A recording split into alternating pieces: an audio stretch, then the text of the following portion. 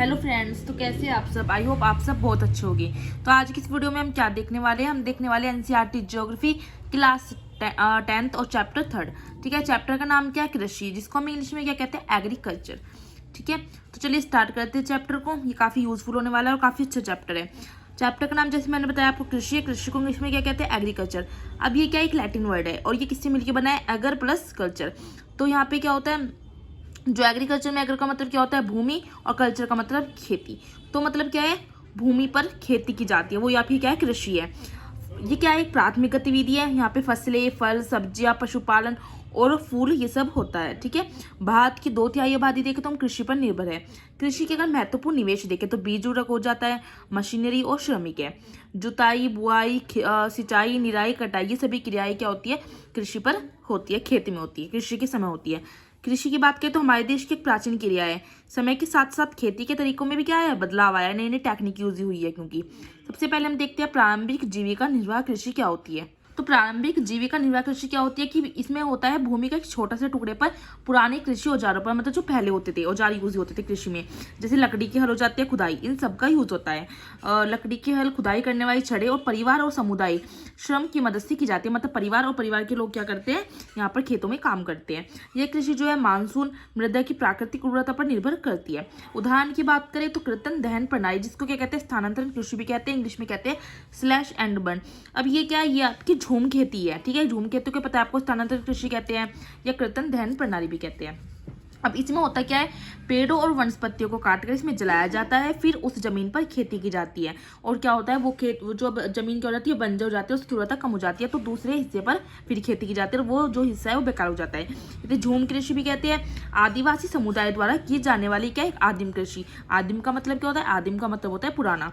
मिट्टी की उर्वरता इसमें कम हो जाती है। असम, मेघालय, मिजोरम, नागालैंड में इसको क्या कहते हैं, इसको झूम कृषि कहते हैं। मणिपुर में कहते हैं इसको पामलू कहते हैं। सब जगह इसका अलग अलग नाम है, तो काफी इंपॉर्टेंट है, आपको नाम याद रखने हैं। छत्तीसगढ़ के बस्तर जिले में और अंडमान निकोबार द्वीप समूह में इसको क्या कहते हैं, इसको दीपा कहते हैं। अब आ जाते हैं गहन जीविका कृषि पर। कृषि के 3 टाइप है। फर्स्ट होता है प्रारंभिक जीविका निर्वाह कृषि, सेकंड है आपका गहन जीविका कृषि। इसमें क्या होता है, जहां भूमि पर क्या होता है, जनसंख्या का दबाव अधिक होता है, मतलब जहां पे जनसंख्या अधिक होती है, पॉपुलेशन ज्यादा है। यह श्रम गहन खेती है, जहां अधिक उत्पादन के लिए अधिक मात्रा में जैव रासायनिक निवेश और सिंचाई का उपयोग किया जाता है। तीसरी आ जाती है आपकी वाणिज्य कृषि। वाणिज्य जैसे नाम से पता चल रहा है। ठीक है, मुख्य उद्देश्य इसकी क्या है, मुख्य उद्देश्य पैदावार की बिक्री की, मतलब जैसे गेहूं है तो गेहूं की बिक्री हो, जहां से हमें पैसा प्राप्त हो, पैसा मिले, वो होता है वाणिज्य कृषि। रासायनिक उर्वरक का यूज होता है इसमें, कीटनाशक और खरपतवार नाशक का उपयोग किया जाता है। अधिक पैदावार वाले बीज यूज किए जाते हैं इसमें, ताकि जल्दी फसल उगे और जल्दी बिके। पंजाब, हरियाणा, पश्चिम उत्तर प्रदेश, महाराष्ट्र, बिहार, पश्चिम बंगाल, तमिलनाडु में यह यूज होती है। इसका वाणिज्य कृषि के एग्जाम्पल की बात की तो आ जाती है रोपण कृषि। रोपण कृषि क्या होती है, रोपण कृषि क्या होती है कि बीज के विपरीत पौधों से कृषि करना। मतलब रोपण कृषि में जो है बीज का यूज नहीं होता। जिस कृषि में क्या होता है, बीज का यूज नहीं करते। क्या होता है इसमें, किसी एक फसल को बड़े क्षेत्र में उगाना। चाय, रबड़, कॉफी, गन्ना, केला, यहाँ पे ये इसमें उगाए जाते हैं। बड़ी पूंजी तो ज्यादा कामगारों की आवश्यकता होती है। बड़ी पूंजी लगती है तो जाहिर सी बात है, ज्यादा मजदूरों की क्या होती है, आवश्यकता होगी।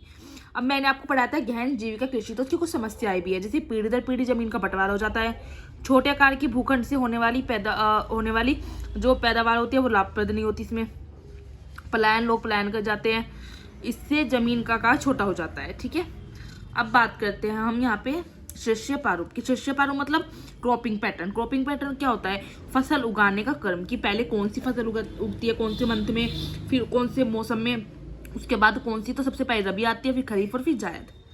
सबसे पहले हम बात कर लेते हैं रबी की फसल की। तो यह फसल जाड़े में उगाई जाती है। बुआई कब होती है, मतलब कब होती है इसको, अक्टूबर से दिसंबर। जाड़े का महीना है, आप याद रख लेना कि अक्टूबर में ठंड शुरू आती है, तो अक्टूबर से दिसंबर तक। काटते कब है, अप्रैल से जून में। गेहूं, मटर, चना, सरसों, ये सब क्या है, रबी की फसल है। पंजाब, हरियाणा, जम्मू कश्मीर, उत्तराखंड, उत्तर प्रदेश, ये क्या है, मुख्य उत्पादक है, मतलब यहाँ पे रबी की फसल उगाई जाती है। ये शीत ऋतु में शीतोष्ण पश्चिम विक्षोभों से होने वाली वर्षा इन फसलों के उत्पादन में क्या होती है, सहायक होती है। इसकी सफलता का कारण क्या, हरित क्रांति आई है जब से। ठीक है, तो आपको रबी की फसल में याद रख लेना है। करते हैं खरीफ की। तो गर्मी में उगाई जाती है बुआई, इसकी गर्मी में उगाने वाली फसल है। ठीक है, बुआई कब होती है, जुलाई में, और कटाई कब होती है, सितंबर से अक्टूबर। धान, मक्का, ज्वार, बाजरा, तुअर, मूंग, उड़द, मूंगफली, ये सब क्या है, खरीफ की फसल है। असम, पश्चिम बंगाल, उड़ीसा के तटवर्ती इलाके में उगाई जाती है। आंध्र प्रदेश, तमिलनाडु, केरल, महाराष्ट्र, उत्तर प्रदेश, बिहार, यहाँ पे भी होती है। लेकिन यहाँ पे चावल की खेती जो है, चावल की खेती के लिए सबसे महत्वपूर्ण है। जायद फसल की बात करते हैं तो रबी और खरीफ के बीच का जो मौसम है वहाँ पे जायद की फसल होती है, ना गर्मी का ना ज़्यादा ठंडा होता। ठीक है, तो तरबूज, खरबूजा, खीरा, सब्जियाँ ये सब क्या है जायद की फसल में आ जाते हैं। गन्ना भी इसमें आता है जायद की फसल में। गन्ने की बात करें तो गर्म और आर्द्र जलवायु चाहिए होती है। 21 डिग्री से 27 डिग्री सेंटीग्रेड के बीच का टेम्परेचर चाहिए होता है। 75 सेंटीमीटर से 100 सेंटीमीटर की वर्षा, तो वर्षा जरूरी है और तापमान भी जरूरी है। ब्राजील की बात करें तो पहले नंबर पे है गन्ने की खेती में और भारत दूसरे नंबर पे आता है। उत्तर प्रदेश, तमिलनाडु, आंध्र प्रदेश, बिहार, महाराष्ट्र, कर्नाटक, पंजाब, बिहार, हरियाणा मुख्य उत्पादक है किसके?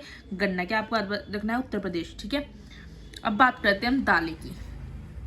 भारत विश्व में दाल का सबसे बड़ा उत्पादक है और उपभोक्ता भी है। भारत क्या है? विश्व का सबसे बड़ा उत्पादक भी है दालों का, उपभोक्ता भी है। हर 2 फसल के बीच में एक दाल की फसल उगाई जरूर जाती है। दाल के मुख्य उत्पादक की बात करें तो उत्तर प्रदेश, मध्य प्रदेश, राजस्थान और कर्नाटक। दालों में बात करें फिर आती है तिलहन। तिलहन क्या है? भारत सबसे बड़ा उत्पादक है तिलहन का। खाना पकाने में प्रयोग होता है। मूंगफली, सरसों, नारियल, तिल, सोयाबीन, बिनौला, अलसी, ये सब क्या है? तिलहन फसल है। सूरजमुखी भारत की क्या है? मुख्य तिलहन। ठीक है, ये आपकी खाद्यान्न फसलों में आ जाती है। मूंगफली की बात करते हैं तो खरीफ की फसल है। भारत तिलहनों में मूंगफली का 50% हिस्सा है। आंध्र प्रदेश सबसे बड़ा उत्पादक है। बात करते हैं चाय की, तो उगाने के लिए गर्म जलवायु की आवश्यकता होती है। गहरी मिट्टी और सुगम जल निकास वाले ढलुआ क्षेत्र में उगाई जाती है। दार्जिलिंग की पहाड़ियों की चाय के लिए सबसे प्रसिद्ध है दार्जिलिंग की पहाड़ियां। भारत सबसे बड़ा उत्पादक है। असम, पश्चिम बंगाल, तमिलनाडु, केरल में भी चाय की खेती होती है। कॉफी की बात करें तो बगानों में उगाते हैं। भारत में क्या सबसे पहले यमन आए। यमन से क्या आई थी? अरेबिका कॉफी उगाई गई। शुरू में बाबा बुदन पहाड़ियों में उगाया गया था कॉफी को। अब बात करते हैं हम यहाँ पे किसकी? बागवानी फसलें। तो 2018 में बात करें तो भारत का विश्व में फलों और सब्जियों के उत्पादन में चीन के बाद दूसरा स्थान आता है। भारत की बात करें तो उष्ण शीतोष्ण कटिबंधीय फलों का उत्पादक है। महाराष्ट्र, आंध्र प्रदेश, तेलंगाना, उत्तर प्रदेश, पश्चिम बंगाल आम के लिए फेमस है। नागपुर, चेरापूंजी का मेघालय संतरे के लिए। केरल, मिजोरम, महाराष्ट्र, तमिलनाडु केले के लिए। उत्तर प्रदेश, बिहार लीची के लिए। मेघालय अनानास के लिए। आंध्र प्रदेश, तेलंगाना, महाराष्ट्र इनमें अंगूर है। हिमाचल प्रदेश, जम्मू कश्मीर क्या है? सेब, नाशपाती, अखरोट और खुबानी के लिए। ये आपको याद रखना है। बात करते हैं अखाद्य फसलें, जैसे रबड़। भूमध्य रेखीय क्षेत्र रबड़ की फसल के लिए उपयुक्त है।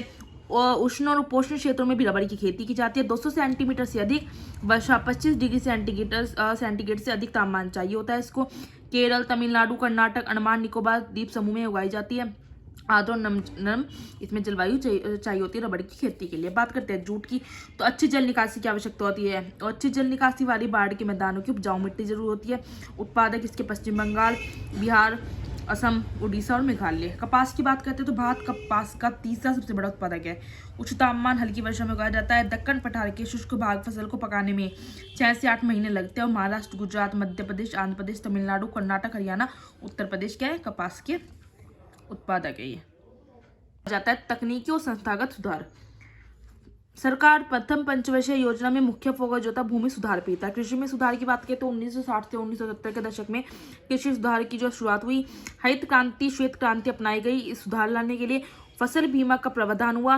ग्रामीण बैंकों की स्थापना की गई। सहकारी समितियां चलाई गई और किसानों को कम ब्याज दर पर ऋण सुविधा दी गई। किसान क्रेडिट कार्ड, व्यक्तिगत दुर्घटना बीमा योजना ये सब चलाई गई थी।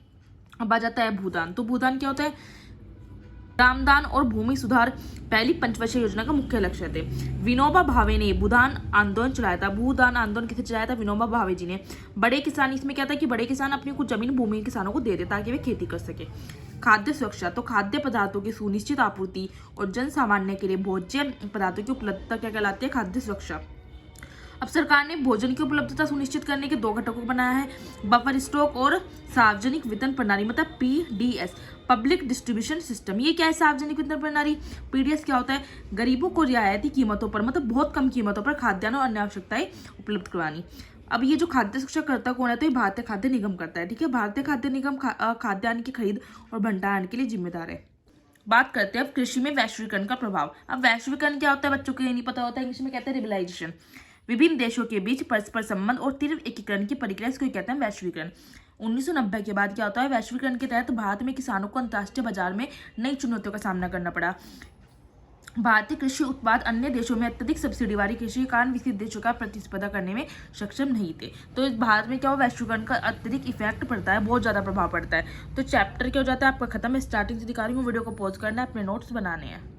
वीडियो अच्छी लगी है तो आपको कमेंट में जरूर बताना है, वीडियो को लाइक करना है और मेरे चैनल को सब्सक्राइब जरूर करना है। नोट्स आपको जरूर बनाने हैं। नेक्स्ट वीडियो में हम नेक्स्ट चैप्टर लाऊंगी, चैप्टर 4 ज्योग्राफी का ही। ठीक है। अब आपको वीडियो को पॉज करके अपने नोट्स बनाते चलना है।